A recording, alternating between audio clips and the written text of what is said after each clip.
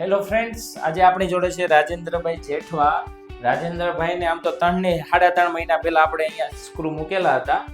6 screw નીચે મૂકેલા છે, 6 સ્ક્રૂ ઉપર મૂકેલા છે. આજે આપણે રાજેન્દ્રભાઈને સ્ક્રૂની ઉપર દાંત લગાવી દીધા છે. ખોલો મોઢું, હું તમને બતાવું છું.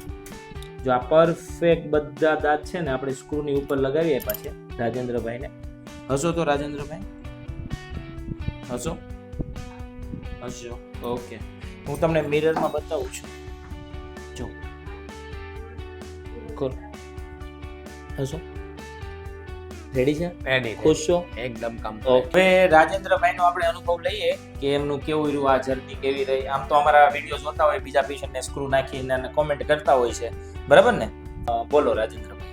ના, સરસ કામ સાહેબ, બહુ ફર્સ્ટ ક્લાસ કામ થયું છે. અને મને બહુ તકલીફ હતી જમવાની ને હતી, એનું એક જ સોલ્યુશન હતું ઇમ્પ્લાન્ટ. હા, બરાબર છે. અને ઇમ્પ્લાન્ટ એટલું ફર્સ્ટ ક્લાસ થયું છે કે મને આ દિન સુધી આ 3 મહિનામાં ક્યાં દુખાવો થયો નથી. બરાબર છે. હવે ખવાશે પણ બહુ સારી રીતે રાજેન્દ્રભાઈને કમ્પ્લીટ ખવાશે, કેમ કે દાંતથી દાંત મળે છે, સ્માઇલ સુધરી ગઈ છે. હસો. રાજેન્દ્રભાઈ, તમે માનશો નહીં, એક મેરેજ અટેન્ડ નથી કર્યું એમણે દાંતના લીધે. એટલા કોન્શિયસ છે. એણે કીધું સાહેબ હું દાંત નહોતા એટલે હું ગયો જ નહોતો. ખરી વાત. રાજેન્દ્રભાઈનો 3 વાર ફોન આવ્યો અમારી ઉપર કે સાહેબ મને બીજા મહિને દાંત આપો, સાહેબ મને 2.5 મહિને દાંત આપો. આપણે આઈડિયલી કેવું થતું હોય કે જ્યારે સ્ક્રૂ નાખતા હોય ને ત્યારે સ્ક્રૂનો જે હાડકાનો કોષ બનવામાં 3 મહિનાનો સમય જતો હોય, ત્યારે સ્ક્રૂ આમ જોડાતો.